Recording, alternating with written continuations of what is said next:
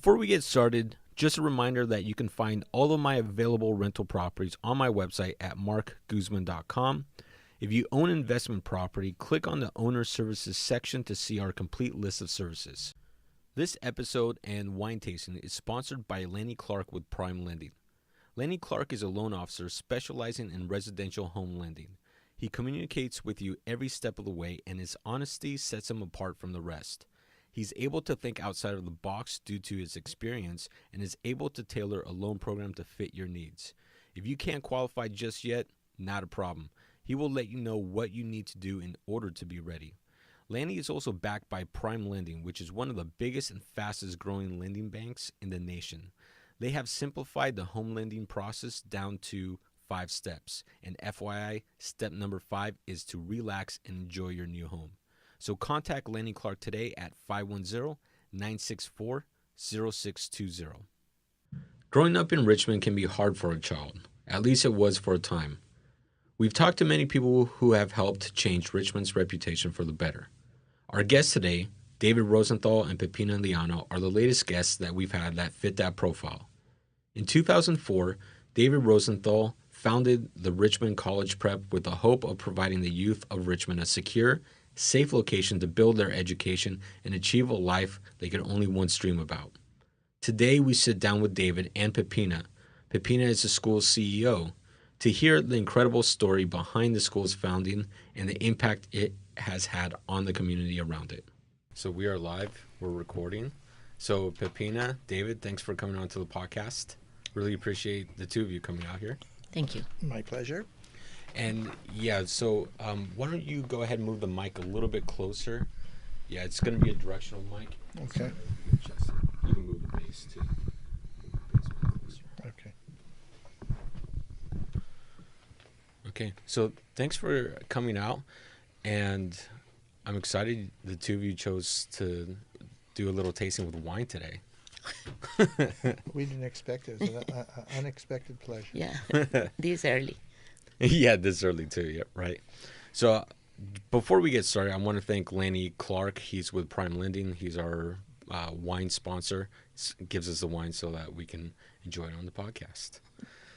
So what has your attention right now? It's a question I like to ask my guests when they come onto the show. I mean, it could be a podcast. We were just talking about Radio Lab's podcast. But what has your attention?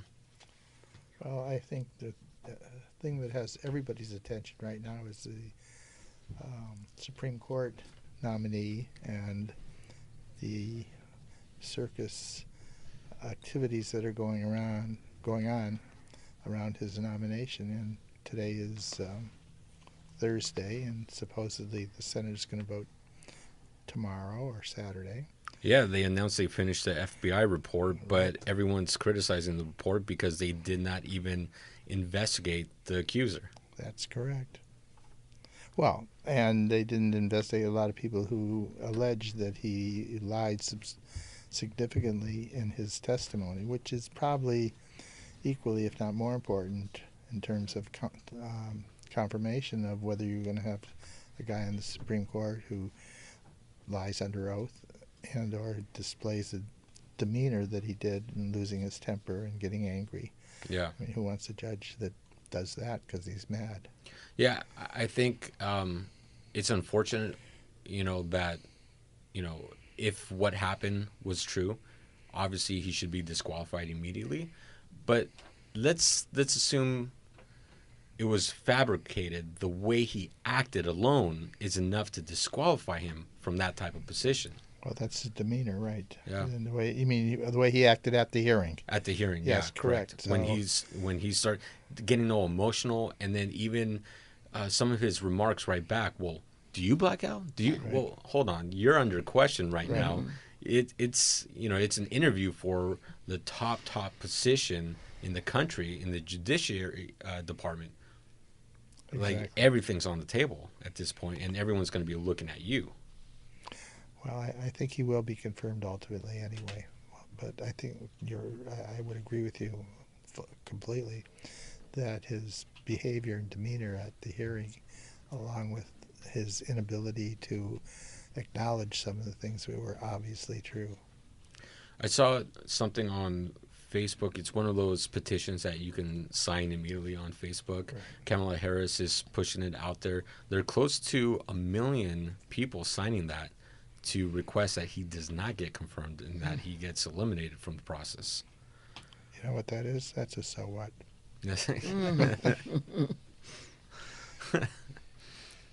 So, Peppina, anything on your my mind? attention right now is to get a hold of the scores of other schools compared with mine.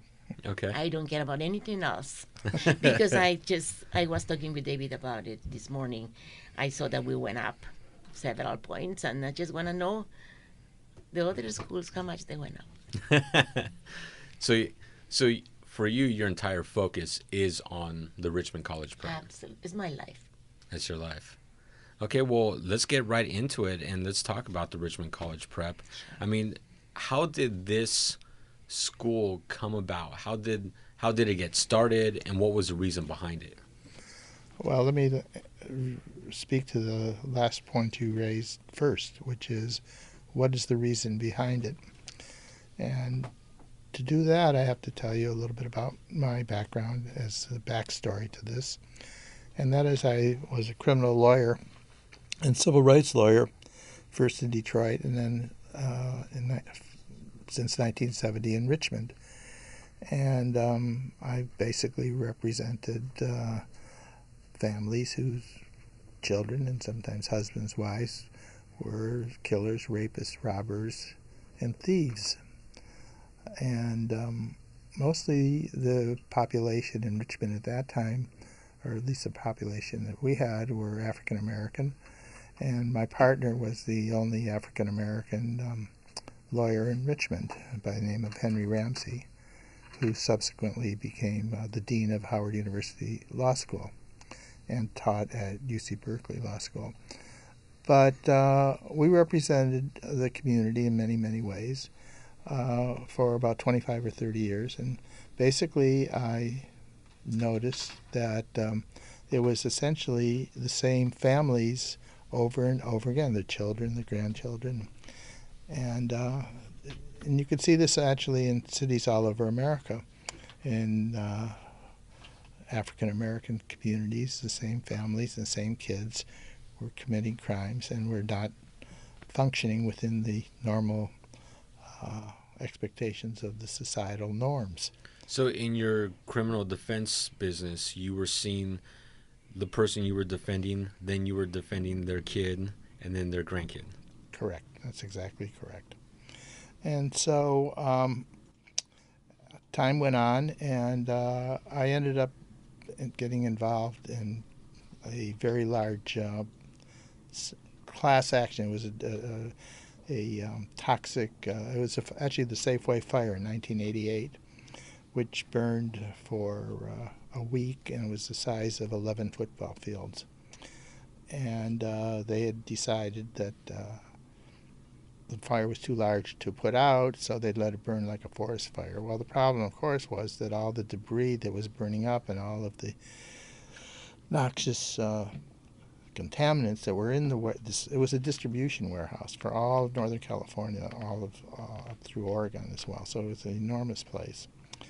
And all those noxious fumes and materials floated all over South Richmond and some part of North Richmond also, and El Cerrito a little bit. And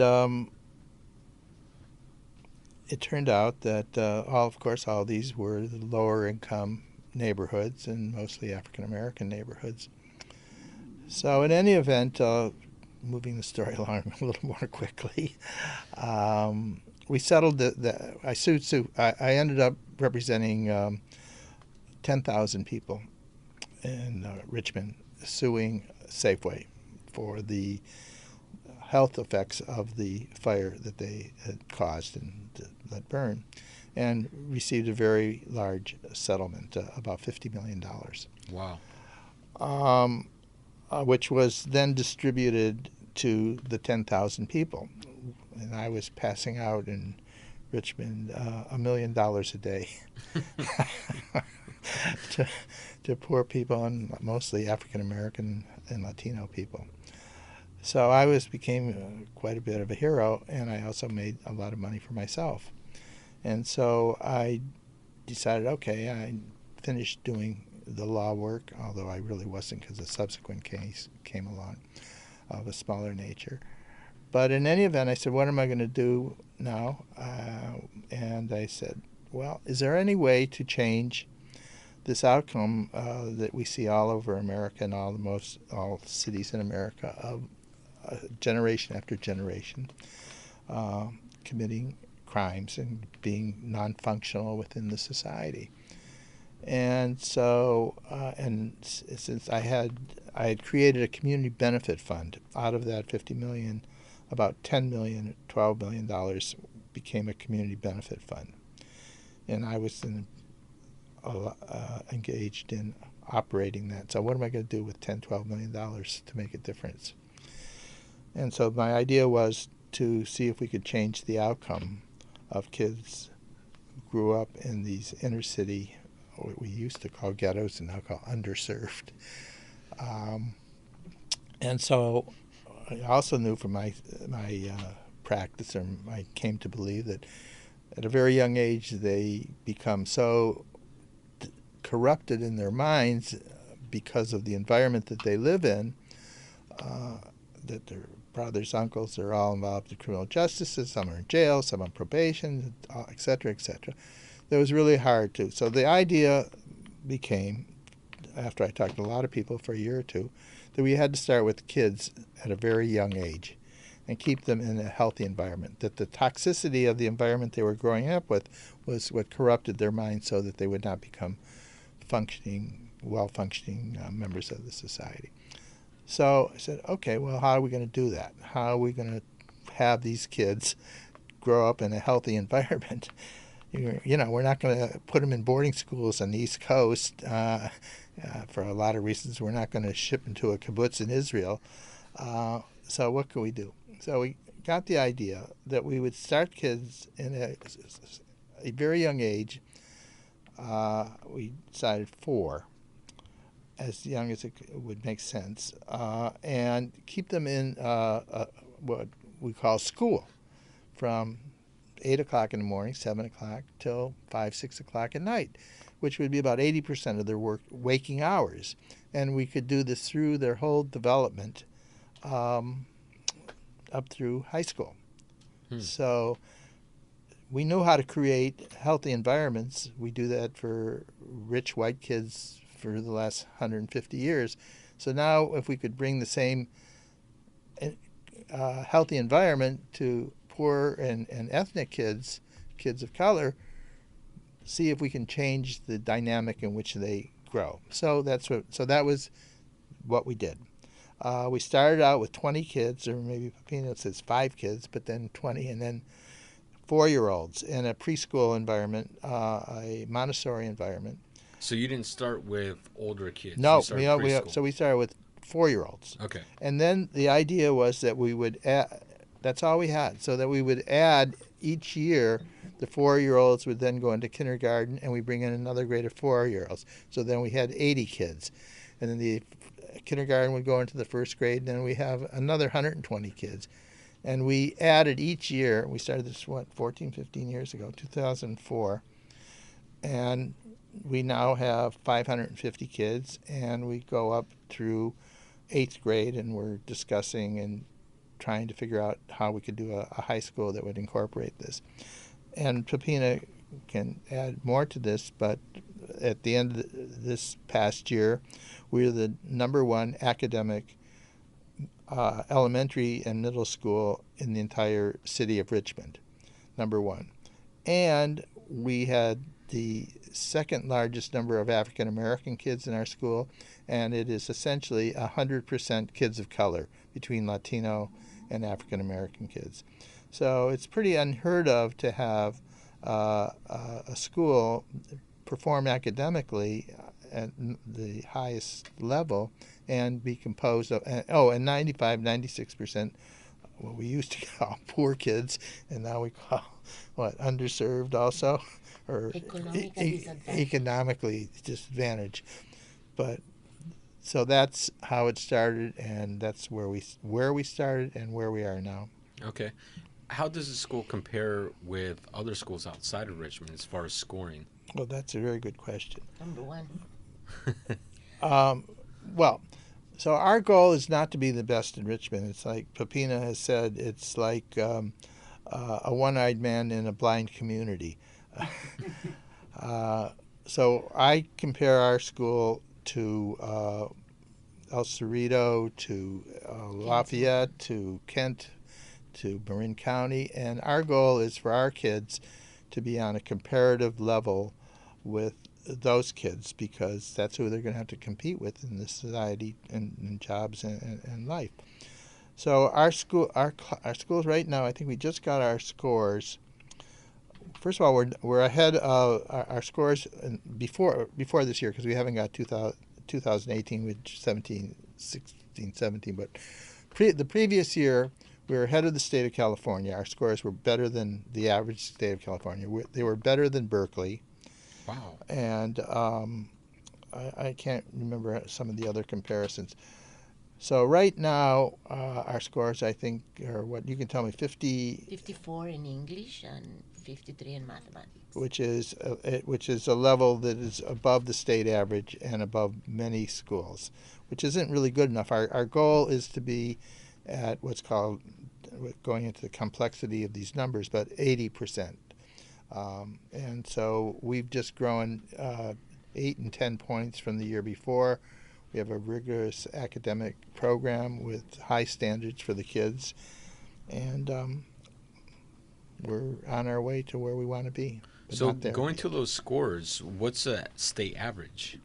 I think it's 19 or 23, between 19 and 23% of No, performance. for the state. For the state. For state average, really? That's why California is at the very bottom. Is that for kids of color or poor That's kids, or the whole? important, yeah. That's not for everybody. Yeah, David is talking about the subgroups. It's very important because you cannot compare Kensington with all the students that are white and the parents are professionals with our school, in which some of the parents don't work, or if they work manual labor. So the comparison is a little bit unfair, you know. And I remember telling David many years ago that expecting us at RCP to score 80% is like asking a child without arms to win a gold medal in swimming. But I didn't accept that. He didn't accept but I that, don't of course. accept that. So he's always pushing us to do better. You know, you bring up something very interesting, because isn't California education or the test scoring just slightly above, I think, Louisiana, which is in place 50, and we're like 49? Correct. That's exactly what I Is meant that by correct? that. California is a very, very at the lowest. And we used to be at the top. Yeah. Correct. And so we've dropped to this point, and I tend to really think optimistic. And one thing that I've really discovered in doing this podcast, I've had several educators, principals, a few other charter schools, teachers, and a lot of educators on the podcast. And the one beauty of it all is that I am seeing the change in education. Everyone is coming with the idea that what we've been doing for many years is not working anymore, and we need to change that up. Mm-hmm. And it's very interesting to see this. And so we've hit the bottom, but I think what I'm seeing is there's a lot of different change, new ideas, fresh new perspectives to how do we educate and how do we grow the future of our state and ultimately the country. And I think at the end of the day, many years down the road, it's going to be fantastic. Maybe yes and maybe no. I'm not as optimistic as you are. I think it will be very satisfactory. I'm not so sure that there are, in my opinion, and I came to this, like I said, I was 50 years a lawyer and represented people all along, so I knew nothing about education when I got this idea of how to change the society, or what I would call the bottom underclass by education. I knew nothing about how to do that, so I came in with a lawyer's perspective. So what was your first step in putting this together with no knowledge in education? I had to hire somebody who really did have some knowledge, but I knew how to. Had a view of how to get things done. Lawyers know how to, or good lawyers do, get things done. So you have a goal, and then you figure out what the steps to accomplishing the goal are and what are the impediments to accomplishing the goal. And so I found that educators did not have that perspective at all. The culture was process. What do we do? How do we do? Who do we meet? Who are the stakeholders? What's everybody's opinion? And would go. And of course, everybody had a different goal. Teachers and unions have a goal of maximizing the benefits to the teachers, and the unions representing their interests, their retirement, their health care, their wages, their hours, etc., etc. Principals have a principals union, their interest in protecting the principals. The Board of Education, the school boards are political. They want to be reelected or go on to another job after they're on the school board. Then they'll go to the city council, and then they go to the state assembly. Their interest is making sure that their political interests are protected. Keeping up their resume. Right. Parents really, by and large, don't really understand what's going on in school, particularly Latino and African Americans who have it's like going in a foreign world to them, so they don't really get it. So everybody thinks their school is great when the school is performing at 9% proficiency. I mean, can you imagine? I mean, to me, that's criminal. It's obscene. So, my view is that there's not the culture is dysfunctional. The education culture is dysfunctional because it has all these different interests competing with that. So at our school, we start out number one. Everything that we do, every decision that's made, financial, hiring, facilities, is how does it benefit the children, the education of the children. Our sole goal is the education of the children. It's not the teacher salaries. It's not how long they work. It's not who's got what power, who's the boss, and who's from the janitor to the CEO, who is Peppina. Everybody knows day one that the interests of the children's education comes first, above their own individual interests. So we try to maximize the individual interests because we want them to be happy and think this is a great place to work and blah, blah, blah. But their interest is for the purpose of educating the children.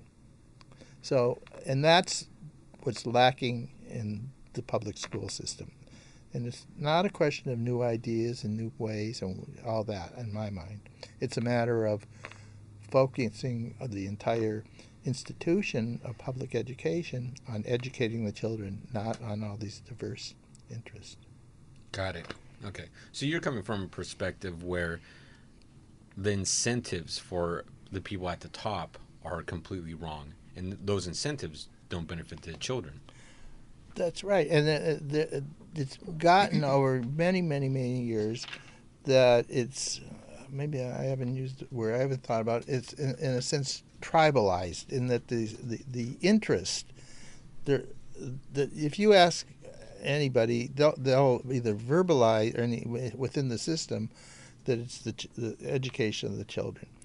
But in fact, when you start talking, they'll start talking about your wages and hours and this and all their interests, not the children's. The janitors union, I mean, you can't have teachers pick up, garbage because that's the janitors union. You can't have this teacher substitute for that teacher because it's not in her job description. All of the limitations interfere with really efficiently and effectively focusing on the education of the children. Peppina, what year did you get involved with Richmond College Prep? Were you there from the very beginning? Yeah, I was hired June 26, 2004 in Point Richmond. I work as a teacher for the district, as a Montessori teacher, since 1988. And then when For the West Contra Costa? Yes, for the West Contra Costa. When I met David, he asked me questions in a form of scenarios. He didn't care about my resume. He said, what would you do if an African-American woman comes to you and said, you hate my child and you always benefit the Latinos, things like that. Oh, I remember at that time, McKinley Williams, who was the president of Contra Costa College, asked me, what do you think is the reason that the little kids in elementary don't do well in science and math? So they put a lot of scenarios. And I had to tell you that I was never been interviewed in my life. So I remember asking my daughter, what do you do for an interview? Because David wanted to talk to me. So my daughter said, first you buy a nice suit.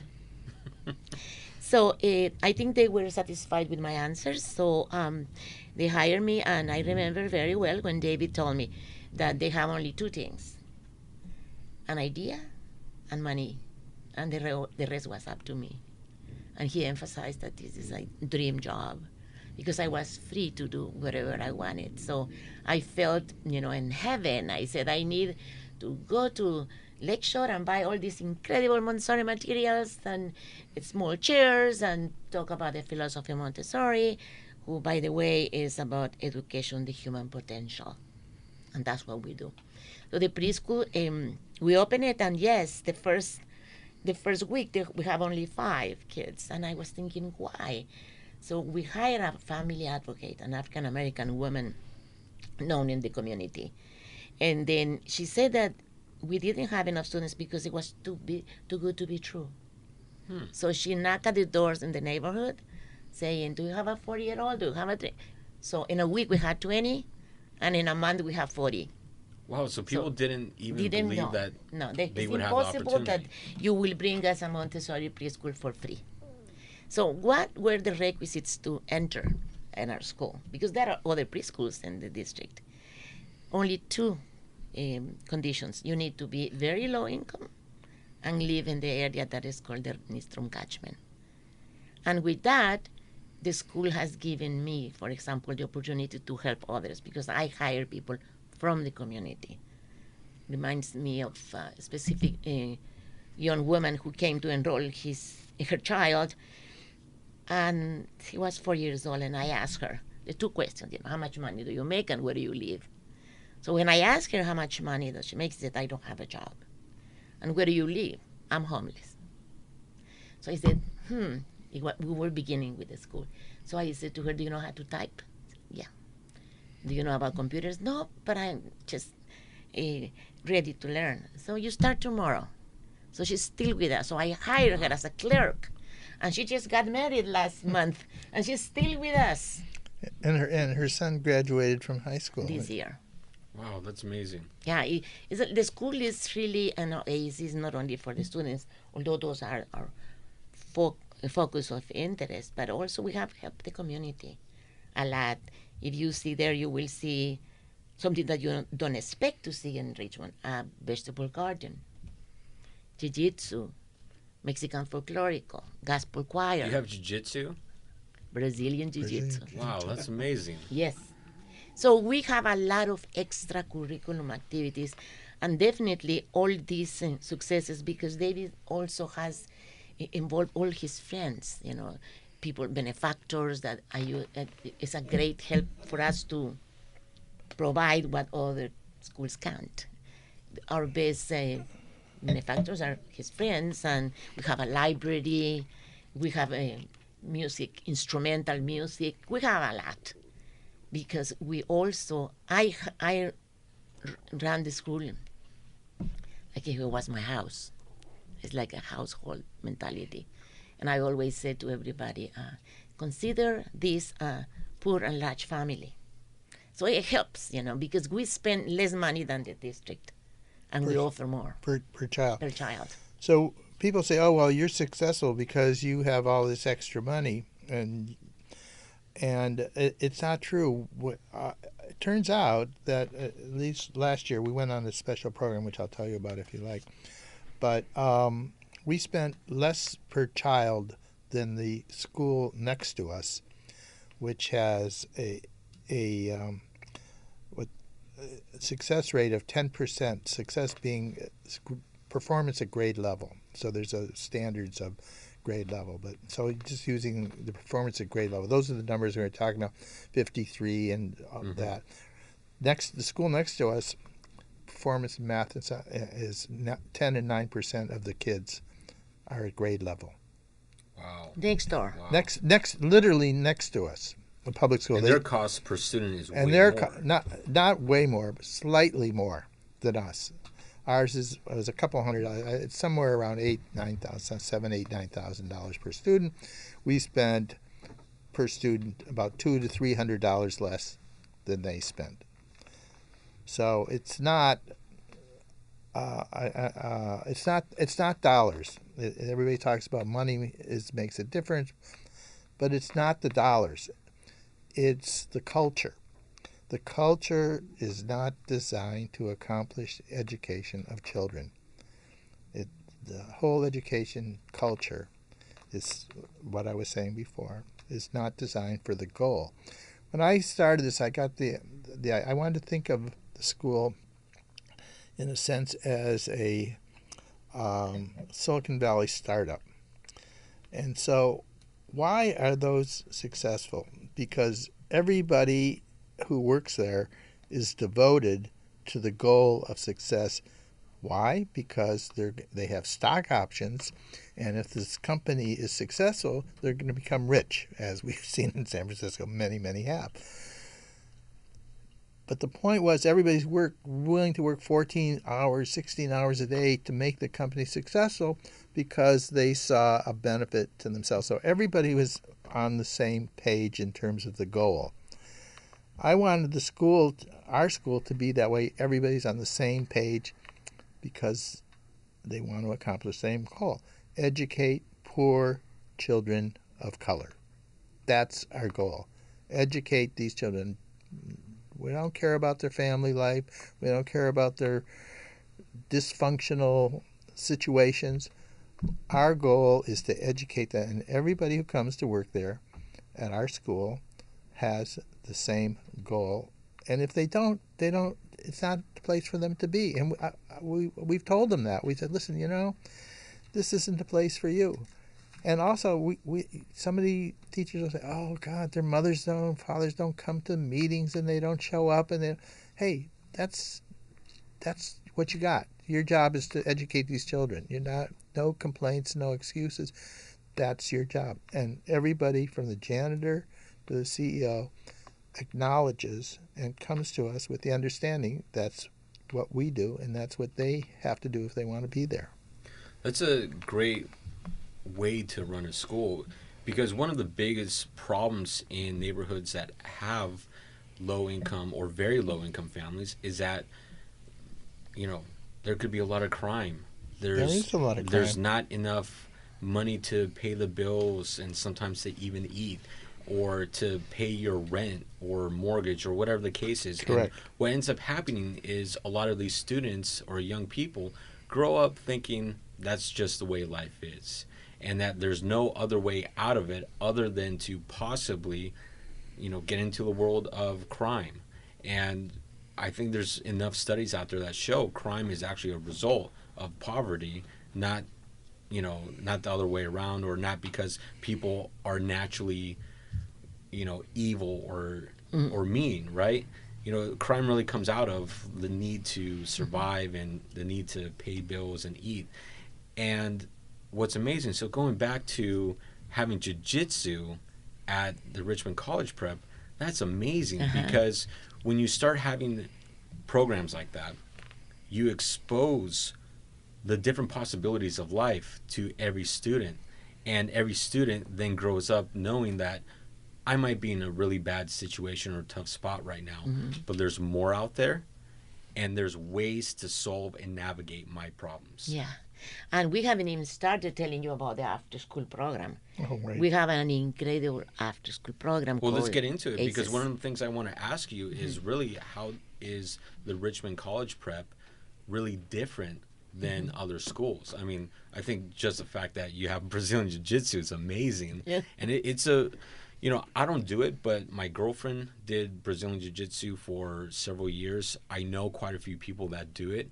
And it's a very good disciplined sport. And it does something, I think, to your mind in where you're basically trying to figure out puzzles, right? You're rolling around with people and you're trying to figure out a puzzle and your ultimate goal might be get them to tap out, maybe get enough points to win a match, but it's a constant puzzle. Yeah. And it's just trying to figure that puzzle. I think it breeds probably creative thinking, right? Yeah, Yes. and a lot of character too. First of all, I want to say that when we hire teachers, I tell them, I read your resume and I think you are just ready to listen to me. And I said, I am not interested in your personal philosophy, but rather in how do you really conform to our existing culture. So that is very important. But I think the paradigm is changing because when I was a teacher in Richmond, I remember asking the sixth graders, what do you want to be when you grow up? And they would say, I'm going to get a job. That was it. That was it. And that was they were the good answers. Now it's not that, it's I want to go to college. So the language, we want it at the school to the preschoolers to already say, I'm going to go to college because it becomes part of your language, part of your reality. So that's one of the things that are exceptional at the school. What makes it different? Many things. A rigorous curriculum, yes. Everything we do, we have to ask ourselves, in which way this activity is going to benefit the students. And the teachers know that they have to do that. Now, the teachers work at RCP that for teachers is a paradise. Number one, they have 1 hour of prep time every day, 1 hour of lunch, and they have an instructional assistant. It's heaven. So when you treat them that way, they give you a lot. And also, I think the example, I always think I'm very demanding because I give a lot. I don't go there late. I don't want to know what time is lunch. What is lunch? And we also have Saturday schools, summer school. It's just attacking in the sense that, like David mentioned, when the kids are awake, there is nothing we can do for the outside world because we don't have enough money. Not even the federal government with billions of dollars can fix Richmond right now. But what we do inside the school, that's what it counts. Thinking maybe whatever we do with the kid will change these realities there. Also, we send our kids to Washington, D.C. every year to the close-up program. We offer a lot of sports. Now, can you imagine in Richmond playing lacrosse? We play I've never even heard of that. Exactly. Because also, David has a friend who decided to donate us money, so also recommend a coach that's wonderful. Now we have soccer teams and basketball. We play every single sport. Except football. Football, no, because the cement is very dangerous. So, sport with the concussions, too. Oh, my goodness. And then it says here, what are the requirements to be enrolled? As I said, the first door to enter RCP is the preschool. You have to be poor or low income and live in the area. That's number one. But if you don't get into the charter school because of the preschool, although that's the main reason, how do you accept or welcome other students from the area? When we submitted the charter school, we have certain preferences. Number one, if you were in the preschool, you are in. Second is if you have siblings, you are in. And if you live in the area, you are in. And above all, if you are very low income. Unfortunately, we cannot select. It's through a lottery. So everybody in the area applies. And then we have a lottery, and there is a lot of tears when some of them don't get in. So when you first started, it was a struggle, and you had to have someone go door knocking to get your students. Now it's the opposite, to where you have too many people applying. Exactly. Wow. We have a waiting list in which we can open another school for about 500 people. Although the proliferation of charter schools, I noticed before there was overwhelming amount of people in the waiting list, but now the charter schools are, coming and offering, copying us, by the way, but I'm glad, offering a lot. So there is a lot of movement. Some people go, some people go to different charter schools. One is in Vallejo and the other one in Richmond. So, yeah, yes. And what do I look in teachers when I hire them? I talk to them about a cake. David is going to laugh about it. But I always tell the teachers. So are we getting insight into your interview question? Yes. I say to the teachers, I want you to bake me a cake. And I want to show you exactly what kind of cake I want. And I'm going to give you the ingredients. So this type of batter, no the other batter. This batter, this flour, this baking powder. I'm going to give you the ingredients. And I want you to make me this cake. For you to make the cake, I'm going to give you someone to help you out. I'm going to purchase all what you need. And by May, I'm going to see how the cake is coming along. If the cake is delicious to my palate and beautiful to my eyes, I'm going to give you a bonus. But if the cake flops, we need to have a talk. Where the eggs are room temperature, where the butter, melted, the butter have salt, and perhaps either we make a better cake next year, or maybe I won't ask you to bake me another cake. So usually, and I said always, not usually, always said, I will like you. I said, would you like to bake a cake for me? And then many teachers said, I would like to bake 3 cakes for you, Ms. Liano. But it's the human. You cannot dehumanize an interview. Always make them feel, very comfortable. And the teachers are very grateful to us because they know what we're doing. They are very dedicated. The secret of our success is definitely the commitment of the staff to create this culture. We don't need to create another culture. We started in 2004. So whoever comes to us needs to conform to this culture. Very, very compassionate, but very rigorous. So what other programs are available besides the jiu-jitsu? I'll tell you, we have. First of all, we follow the common core standards that are very difficult because we want to create a society or a generation of students that think. Critical thinking. Critical thinking. Besides that, we have tutors, individual tutors for students that are in need. We also have, as I said, instrumental music, gospel choir, gardening, theater. We have the Museum of Modern Arts teaching this year. And also we have afternoon programs in which the structure of the school is such that the teacher teaches from 8 to 3. The instructional aid comes at 8:30 to 4:30. Therefore, from 3 to 4:30, the students are doing homework with the instructional aid that was there the whole day. So it's immediate. So you don't worry if you go home at 5, you already did your homework. You can go to soccer practice, but they stay to do homework at our school. On top of that, now we have this incredible after-school program in which they are doing make space, they are doing architecture, design, they are doing also music production. Podcast. Podcast. You Wow. will They know love. how to make. They make podcasts. You have a podcasting class. Yes. That's amazing. And we have a game, Design. video game design, and they do audio, music videos and music. Like composition, music composition. Not composition, but I guess they do They composition. do. Actually, you're right. Yeah. They do their own CDs, but also they are now manufacturing furniture, and they are in With laser- connection. Excuse me, I'm sorry. Yeah. With laser cutters, we have this whole program with laser cutters and digital printers.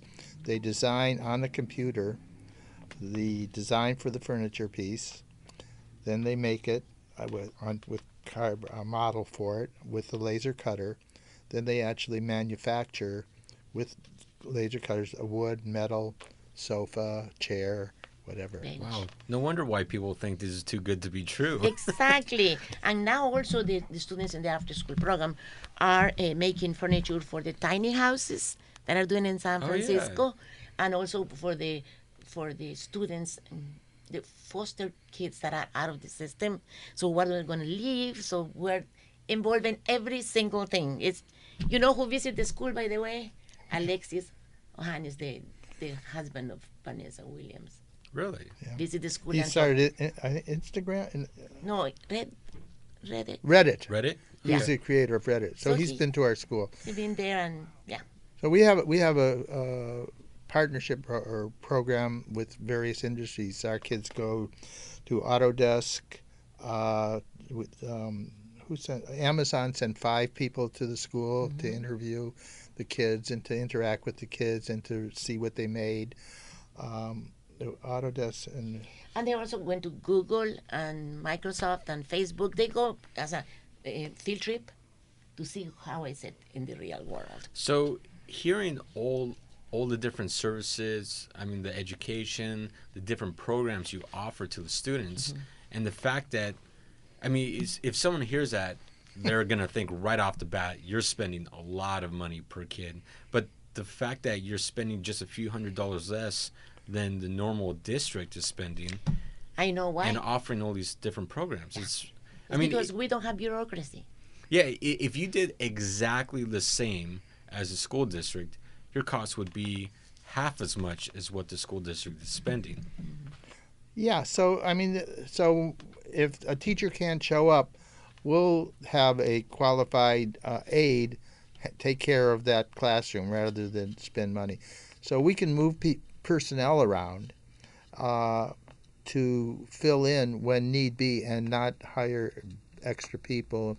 And the jobs are in many ways interchangeable. So we can have one teacher who's teaching English, it's her specialty, another teacher math, and they can switch.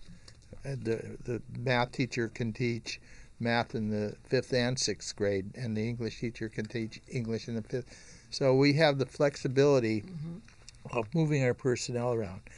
Also, we mentioned we serve breakfast, Lunch, and a snack. We serve two and a half meals, and we're open till 6 o'clock. So we don't like to consider ourselves babysitting. Is there a cost for the students No. for food? Zero? No, everything zero. is free. Wow. Everything is free. Everything is free. Wow. And even the after school is paid through a grant from the Department of Education. And I think also talking about the money is the way you run business. Because, for example, one program that I have is that every employee has, by law, 11 days of sick leave.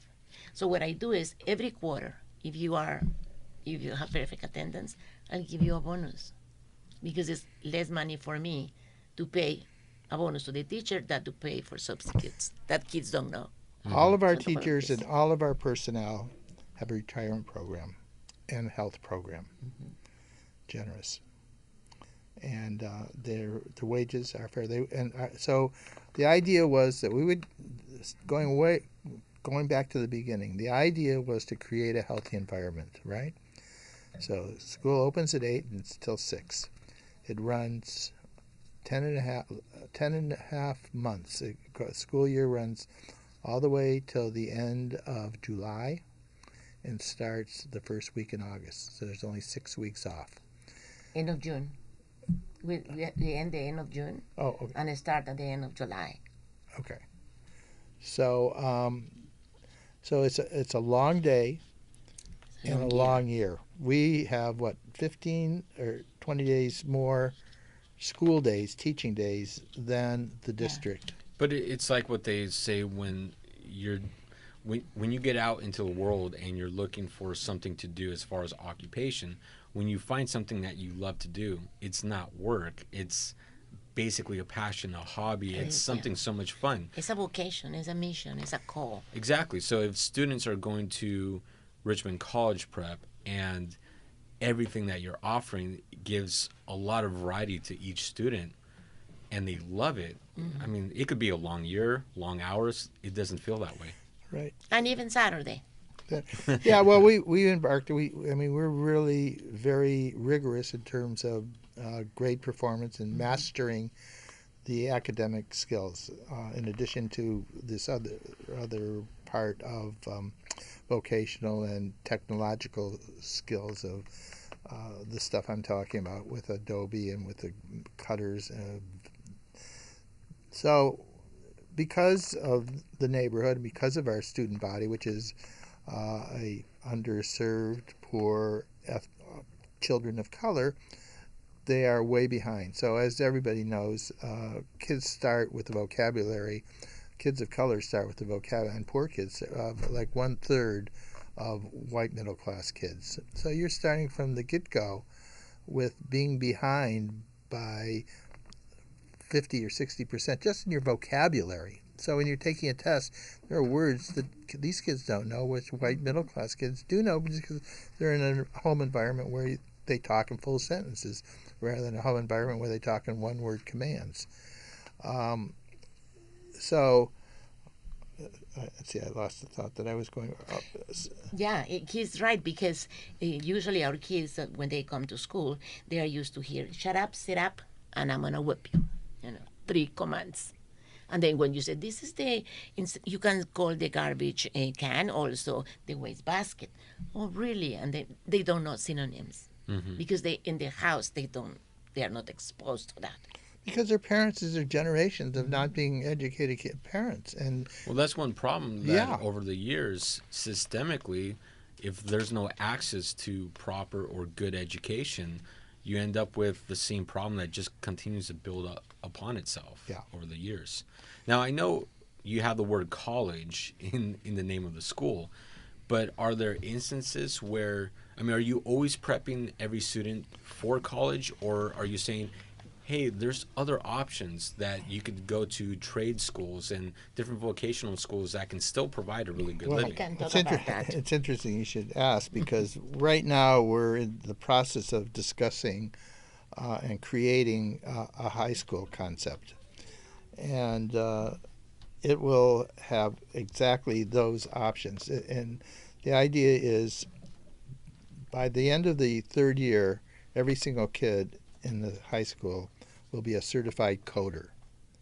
They could get a job just where you go pay $25,000 for a 2-month course in it, and you're a certified coder. Our kids in junior high school at the end of it will be certified coder. We will also establish partnerships with industries in 3 industries: manufacturing, bioscience, and computer science. No, it was computer science. I can't remember. And have internships with various providers, companies in the Bay Area. We already have relationships with them. We'll expand those to have internship. So the first half of the day in this high school will be totally academic. And you can teach math, science, and language, whatever, in a half day. And then in the afternoon, there'll be flex courses where they can choose to do different things. So you'll basically be able to follow 3 different programs. So you can prepare yourself in high school to go to UC schools, which means you're going to have to take math and physics 1 and 2, and math 3 and 4, and calculus. And be prepared to have the second. You can have a curriculum that enables you to go to state colleges, which isn't as rigorous preparation course, or get an AA, and hopefully we can establish a relationship with the community colleges. And thirdly, you'll be prepared to go out and get a job when you graduate high school with Adobe or Facebook or any one of those, and you'll have the qualifications. You say you're not going to go to college. You can go out and make $80,000 your first year out because you're qualified to work at Facebook, and that's what they pay a qualified first year person. So, duh. Yeah. Or you can go to UC and get a degree in history and try and find a job. But anyway, it's a whole new ball game, and we want to prepare kids both for the academic world, traditional academic world of academic success and education in the UC system, and also be able to get a job at Facebook or Google right out of high school without any more training. That's amazing. But I also like the fact that you're not you wouldn't just focus at just on coding, because even parts of coding is becoming automated with a lot of the basic code. Yep. And then at what point does becoming a coder start to get automated? But the fact that you would also work on manufacturing, because there's always going to be a specific need for that. But then biosciences too is very interesting. And my girlfriend's cousin is a scientist with, I think the company's IDEA, and out in the peninsula. But some of the projects that they work on is amazing. But they're always in need of scientists, critical thinkers that can come add new perspectives on how to discover new vaccinations or new techniques to, increase in people's health. Yeah. So that's kind of where we're hoping to go. It's right now in the just concept stage. We're talking to partners and funders, and we need facilities, et cetera, et cetera. But within the next year or two, we should have this high school. We're going to call it High School Plus.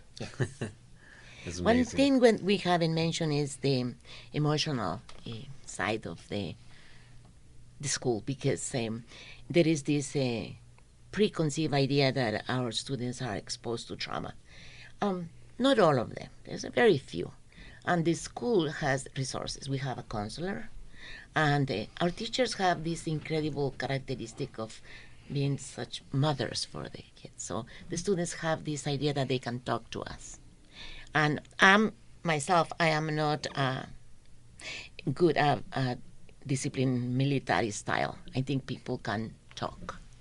And I always say, and I used it yesterday when I went to the 8th graders that were all over the place. I said, I have a question for you. Have I ever disrespected you guys? No. Have I ever lied to you? No. Have I ever make you feel bad? No. Then, and that's all I had to say. And so the human side, and knowing them that if they want to cry, coming to my office to cry. But it's important, and our school is not plagued by traumatic kids. No, there are kids that just because they are poor, but they're okay. I was poor also. I'm from Guatemala, and so. Oh, really? Yeah. My mom's from Guatemala. Oh, beautiful. So I think all these aspects of the school together make us who we are, although imperfect, but very good. Very good, I'm telling you. The school is, I thank you for the opportunity to mention this, because I will tell you hours and hours. The story of RCP is my favorite story to tell. Thank you. Of course. So if people want to find out more information about Richmond College Prep, what's the website? Who do they contact? The website will give you the guide who to contact, but they can contact me or the secretaries, whoever they want to contact. We are there to serve. Okay. As a matter of fact, one of the awards that we give to the students are not only citizenship equals behavior, academics, but also spirit of service. You need to serve. And personally, RCP has given me the opportunity to serve. Well, if that's what you're doing as educators for the school and the community, it just makes sense to instill that into the students that graduate. Yeah. So what's the website? It's www.rcpschools.org. Okay. You can visit there, and it's even better if you go there, because the visuals are beautiful in the website, but if you actually go and see the real thing, you will like to come back. Amazing. So David, Peppina, thanks for being on the podcast. Good luck with the Richmond College Prep. Good luck with is it going to be High School Plus? Yes. Yeah. That's the excited idea. Excited to see how that transforms for you, and maybe we'll have you guys back on here the podcast once that's already been established, so we can see the amazing results from that. I certainly hope so. Thank you so much for this Thank you for opportunity. having us. It was Of course. enjoyable. Man. Hopefully you like the wine too. Well, the wine isn't bad at all. Thank you so much for listening to the podcast. Thank you to our producer, Sam Lubman. Please subscribe, like, comment, and share the podcast. Remember, you can listen to the podcast on iTunes, Podbean, iHeartRadio, Google Play, SoundCloud, and anywhere else you listen to podcasts. For more information on my business as a property manager and real estate team, go visit my website at marcguzman.com. I really want to thank all of you for listening. It means the world to me, and I hope today's episode provides you value in your day-to-day life. I created this podcast to help showcase the many great people that live in this world and help share some knowledge that I've learned along the way in life. Again, thank you for listening. Check out our sponsors, and I'll catch you on the next episode.